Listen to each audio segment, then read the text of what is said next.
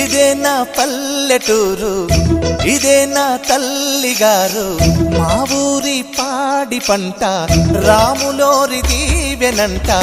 తల్లి గోదావరి నీళ్ళు కడిగ సీతమ్మ పాదాలు, ఊరంతా హాయ్ హాయ్ హాయ్, మనసంతా హాయ్ హాయ్ హాయ్.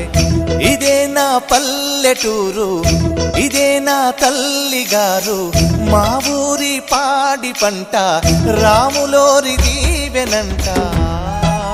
రీ రీ రీ